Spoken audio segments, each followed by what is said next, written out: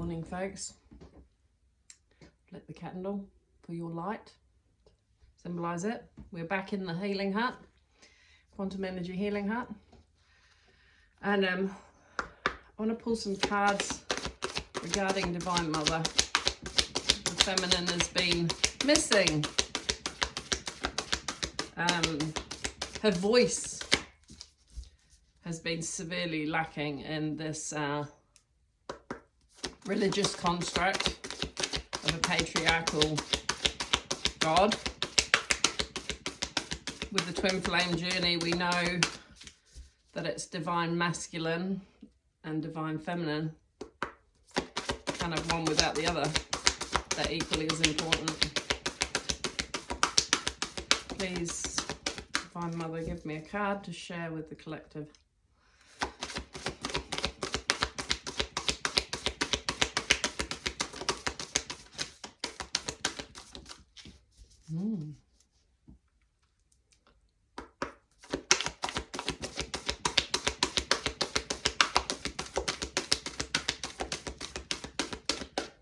Okay. Second plan. This book, Behind Every Great Man, Mary Magdalene, Twin Flame of Jesus. Sorry, I've got it facing me so I can see how long I'm going for. But I just opened up two.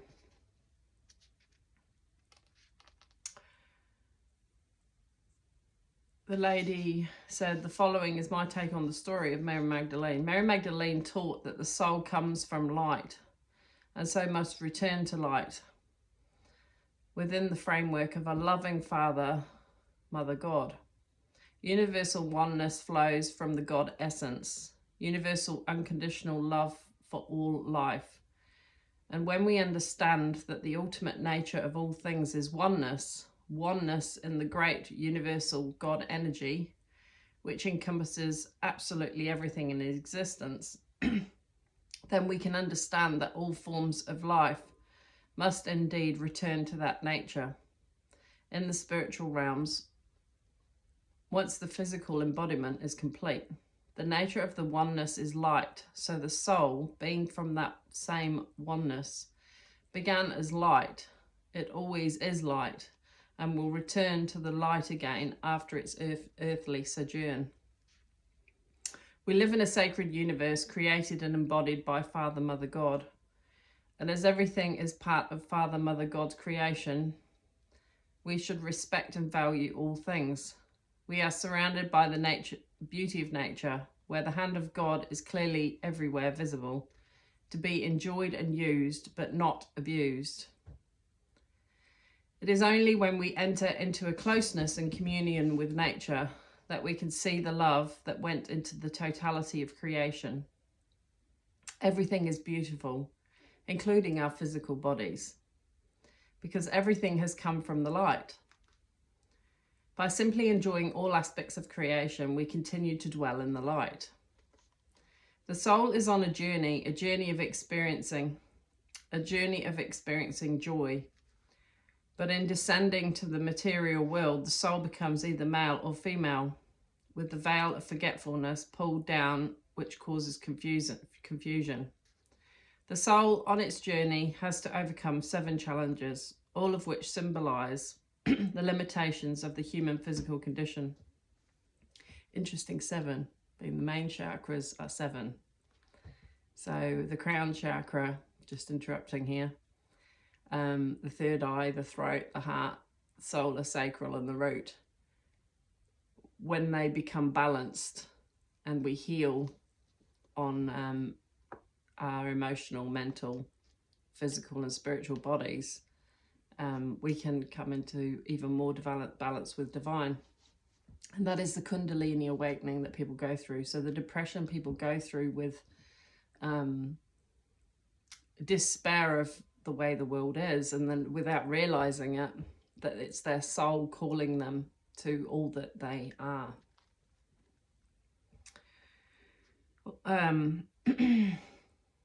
Throughout many lives, the soul battles against these hurdles, becomes stronger, and eventually finds its way back to the light. So that's talking about different incarnations. In another incarnation, you could have been a divine masculine.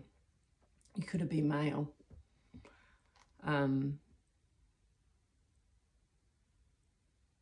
So I'm from the religious mindset. We know what they try and divide off the gay, if you like, but we know that the source of creation is the feminine and the male to create. But let's not forget, creation can be in lots of ways. That is selected for us individually, and our soul path and our soul contract and what we've chosen to do before we incarnated. So yeah, the soul releases itself from the entrapment of this world. And as the veil falls away, the soul moves upward through time and space into its natural home.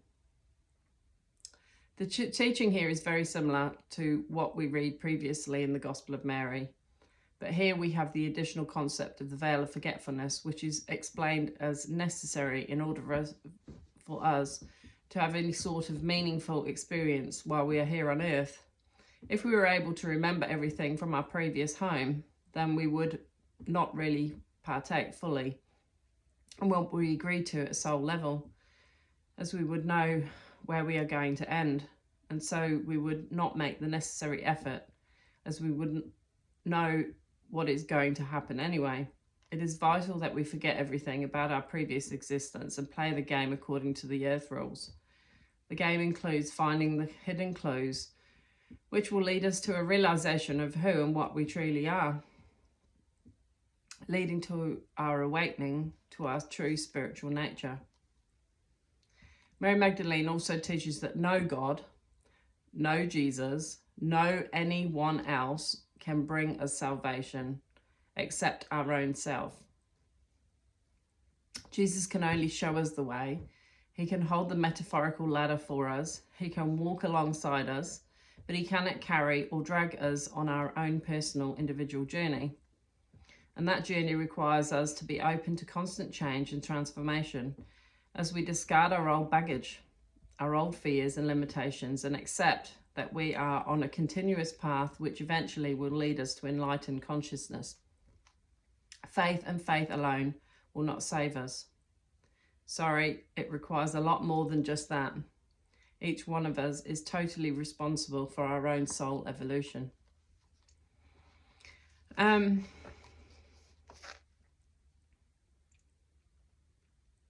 Hear to that.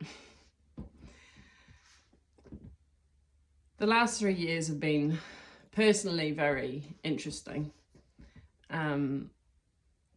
It started off with the death of my husband in 2020, and it was an abrupt parting. One where I was questioning Father, Heavenly Father. At that time, I wasn't mentioning Heavenly Mother. And then, of course, we were hit with the global event.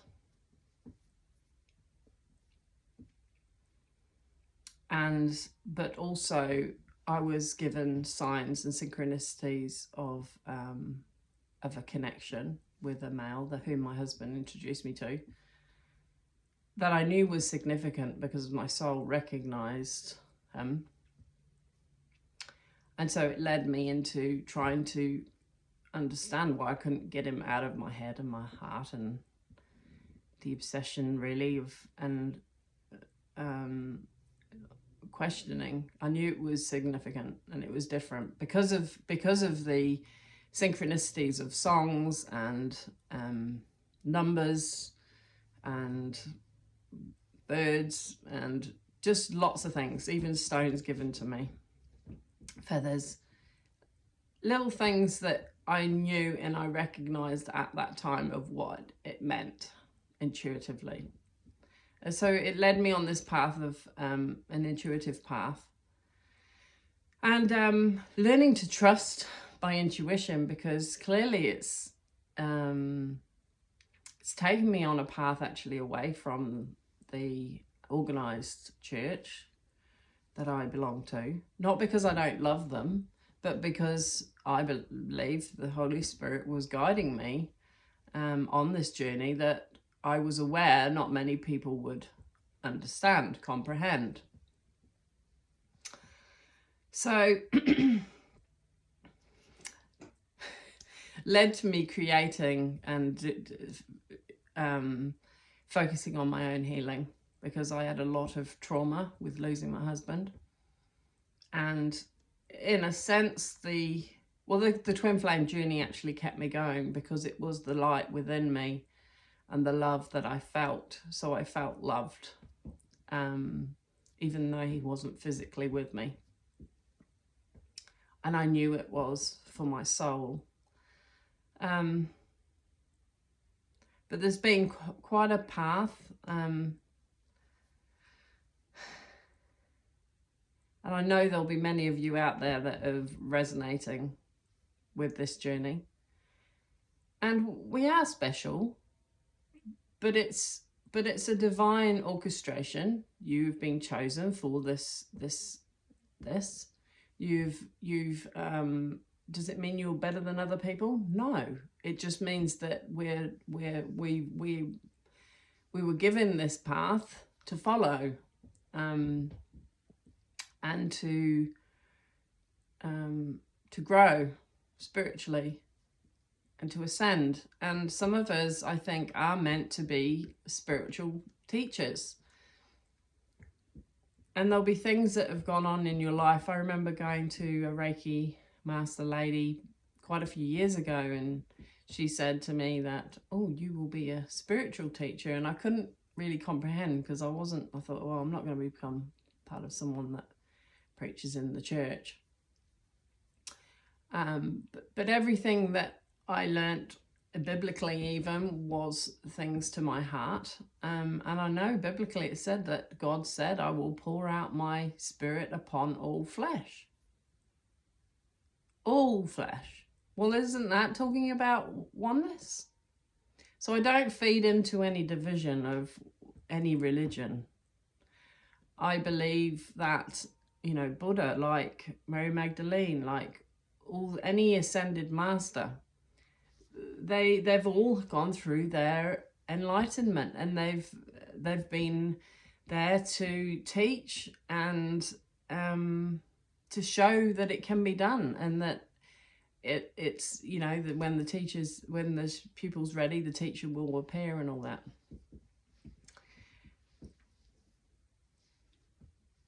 I think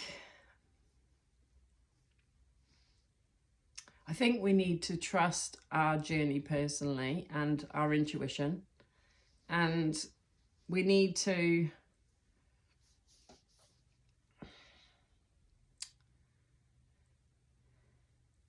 allow the Holy Spirit to guide us. With that, I just felt called to take the top card. Came into my head. Now that's interesting, because I actually got this card yesterday. So I'll just read it.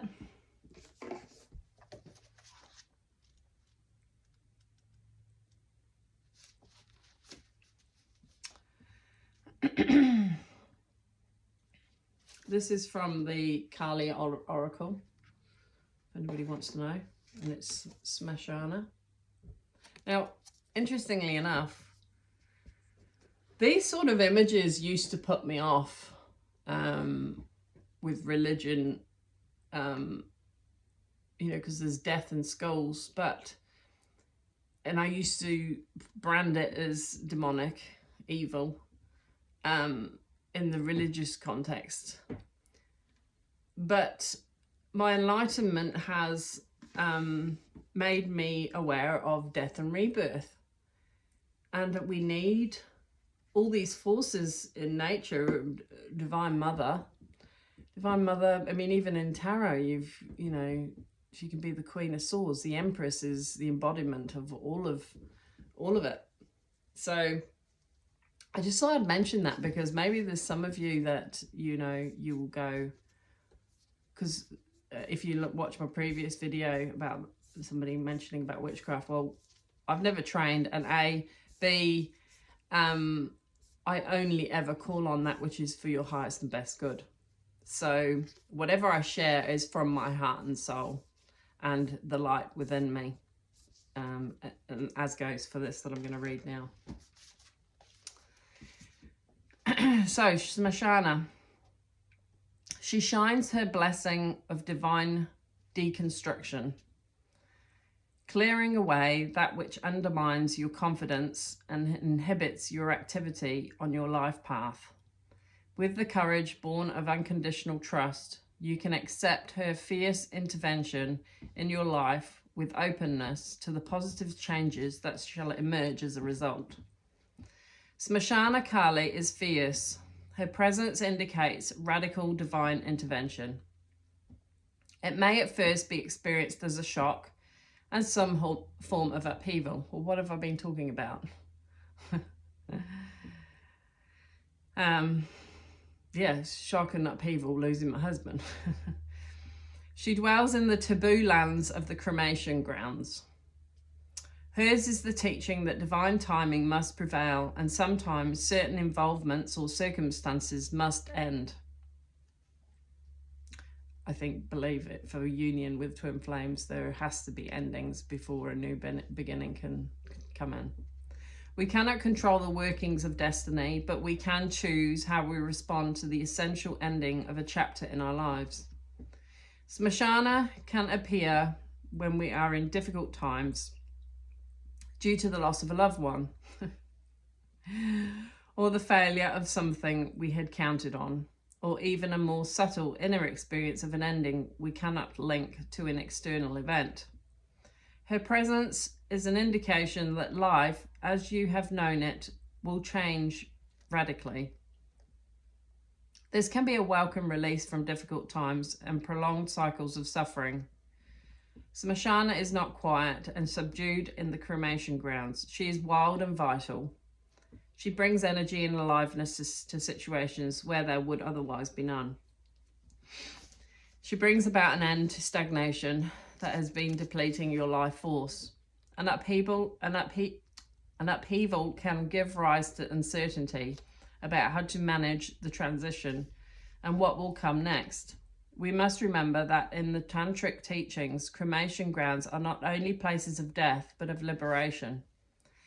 Kali teaches that sometimes what we have loved needs to be released so a greater love can manifest in a new form. We cannot always know why that needs to be, but we can trust Kali is acting on our benefit. Now, what was I saying about the veil of forgetfulness? We don't know, but we're following the cues. Just keep doing that.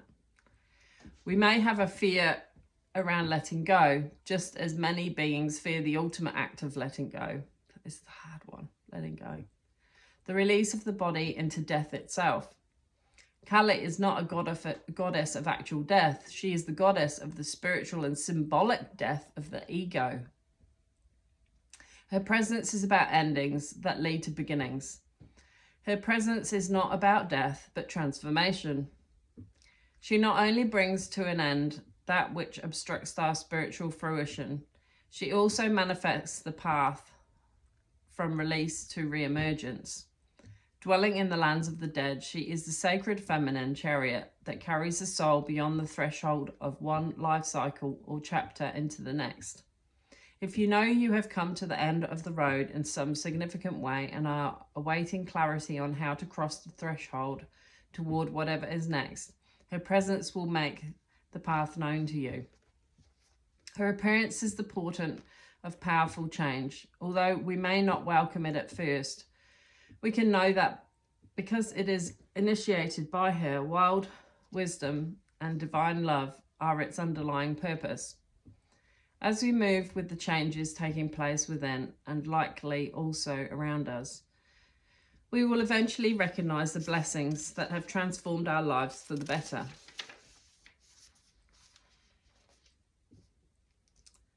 says here, take a moment to connect with your heart, perhaps by placing your hand on your heart for a moment. Say the following invocation. Beloved Ma, Smashana Kali, Vami Kali, you raise the sword of divine truth in your right hand. My heroic heart, yearning for freedom, truth and love, beyond all else, leaps with joy at the sight of you. The lotus flowers of compassion fall, reminding me that your ferocity is divine love in action. You wield the swords of severing grace. Obstructions and defilements submit to your blade.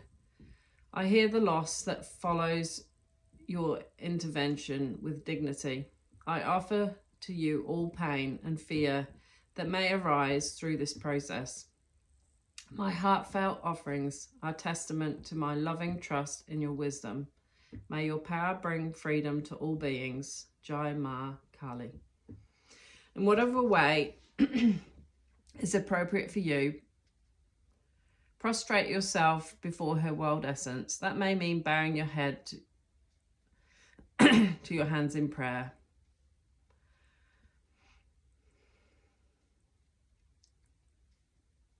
Do what feels authentic and sacred for you at this moment.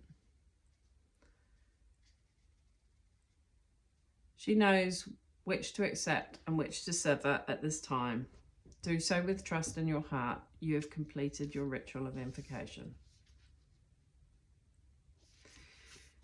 So yeah, just going back to, we need to cut away religious dogma. We need to think bigger regarding authority. Because clearly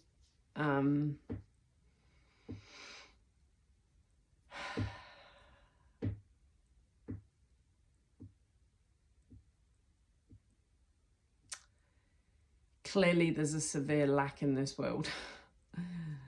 And my heart is there for the collective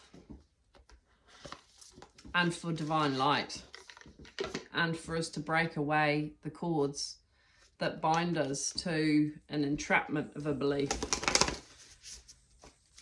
and free us. I know my heart is pure and in the right place.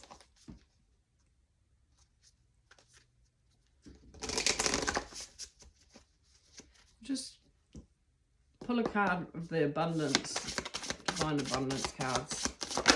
How can we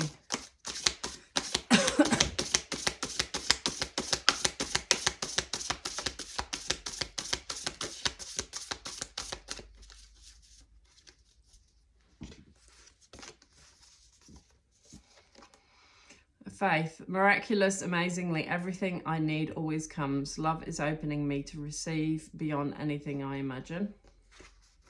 Yeah, courage. Let me be open to courageously take the steps that are shown. Ease. It's easy for me to receive. It's easy for me to receive. It's easy for me to receive. And the one on the top is inner child. Allow me to give compassion and love to that little one. Let me attend to its deepest needs and feelings. So just remember, and there was another one that just got my attention, is karma. There's nothing from past life that can't be addressed in the current life. So we may be going through a time of clearing past karma from previous lives, balancing the scales. And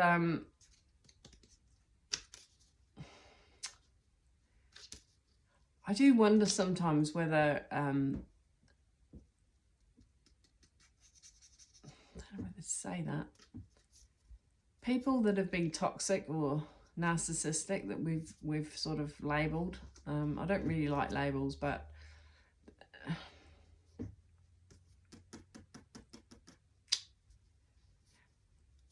maybe they're there to shine our light, to help us to see our own light. So it all brings a oneness. So take the lessons that you're given and face them bravely, courageously, and face what divine is seeking for you to do. And see again, invite help. Invite help. Invite the divine to pursue you. Seriously, just say, I'm finally ready, God, pursue me. And then receiving. And maybe even the twin flame journey is about the divine masculine, the divine feminine merging to give us the abundance we deserve, and to show us the light that we always have had within us, but this world has repressed us for a time until our awakening. But now it's time to be confident and to reach forward and to follow those cues from divine and to do what they are laying on your heart each and every day. So sending you so much love. Ooh, 25:52 I saw. So sending you so much love, and I hope this is helpful. Lots of love. Bye bye.